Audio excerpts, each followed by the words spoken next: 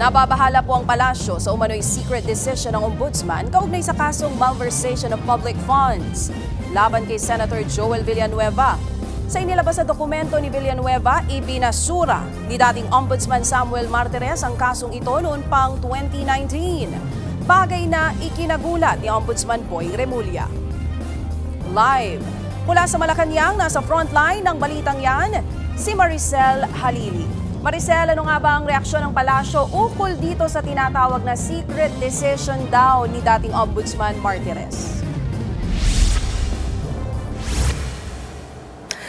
Alam mo siya, kung totoo nga na secret decision yung inilabas ng Ombudsman patungkol sa malversation case laban kay Senador Joel Villanueva, ang sabi ng Malacanang dyan, nakakabahala. Hindi daw kasi dapat pinagdududahan ang ating judicial system. Pero pag nakakakita ng mga ganitong rason para magduda, abay ibang usapan na yan. Pero ang tanong dyan, siya, kung maituturing pa bang valid itong desisyon ng Ombudsman, kung talagang secret decision nga itong ginawa nila kay Senator Joel Villanueva. At ang isa pang tanong ay kung meron bang liability si dating Ombudsman Samuel Martires kung totoo ngang inilihim itong paglalabas ng desisyon na to. Ito yung mga bagay na hindi pa mabigyan ng komento ng Malacanang dahil kailangan pa daw malaman isa-isa at himayin yung mga detalye na bumabalot sa kasong ito. Pakinggan natin ang sinabi ni Palace Press Officer Undersecretary Claire Castro.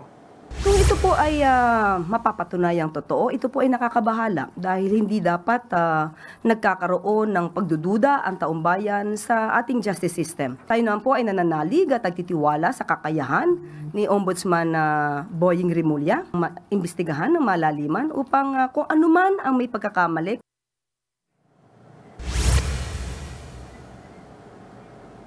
Ang logic kasi dyan, siya importante na maipagbigay alam yung mga inilalabas sa desisyon ng korte nang sa gayon ay makagawa rin naman ng mga legal remedies yung kabilang kampo. Halimbawa ay ang pagsasampa ng motion for reconsideration. Pero maliban dyan, nagbigay din ng pahayag ang Malacanang tungkol naman doon sa inilabas ng desisyon na Sandigan Bayan sa pagbabasura naman ng kaso laban kay Juan Ponce Enrile at mga kasamahan nito patungkol pa rin doon sa misuse of pork barrel funds. Ang sabi dyan ng Malacanang, inirerespeto nila kung ano man ang inilabas ng desisyon ng korte, pero dito nila binigyang diin na hindi naman iniimpluwensyahan ng palasyo ang anumang desisyon ng korte dahil yan ay separate branch of the government. Alam naman kasi natin lahat na nananatili pa rin bilang Chief Presidential Legal Counsel si Secretary Juan Ponce Enrile habang gumugulong ang mga usaping ito. Maidagdag ko na rin siya, bukas nakatakda naman na magkaroon din ng meeting ang mga cabinet secretaries para mapag-usapan yung tungkol sa posibleng paglalabas sa publiko ng kanilang Statement of Assets, Liabilities and Net Worth o SALN, lalo't yung ibang mga lehislador ay nagpakita na ng kanilang mga assets sa publiko. Pero hindi makakasama sa pulong na yan si Pangulong Bongbong Marcos na nakatakda naman lumipad patungong Kuala Lumpur, Malaysia para dumalo sa 47th ASEAN Summit. Siya? Maricel, para sa mga dismissal case, katulad nung kay Senator Joel Villanueva noon at na sinasabi ngayon na naging parang secret decision, ano ba talaga ang pamantayan doon? Pagka ba naglabas ng desisyon, dapat inilalathala ba ito sa media?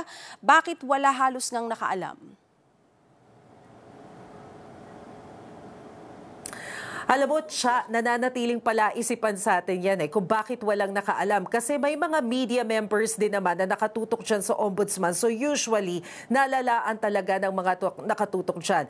Patungkol sa partikular na issue na yan, hindi naman yan nasagot ng Malacanang kanina. Pero kahapon, nakausap natin si dating Senador Richard Gordo, na kabilang din sa mga nagdesisyon noong 2016 nang lumabas ang kaso na yan ni Senator Joel Villanueva. Bahagi pa kasi siya ng upper chamber noon at sinasabi nga niya na usual talaga, legal na hakbang talaga na kapag lumalabas ang desisyon ng isang korte, pinapublish yan dahil kailangan malaman din ng lahat ng kampo kung ano yung mga legal remedies na kailangan o pwede nilang gawin. Yun na nga, Maricel, ang susunod na gagawin malamang ng mga tulad ni Maricel na nakatutok po dito sa balitang ito ang alamin kung may nag-publish ba na isang media outlet ng desisyon na iyan. Yan nga pong Express Report ni Maricel Halili. Mga kapatid, Ruth Cabalco, para sa mabilis na pasada ng mga balitang dapat niyong malaman, mag-follow at mag-subscribe sa social media pages ng News 5.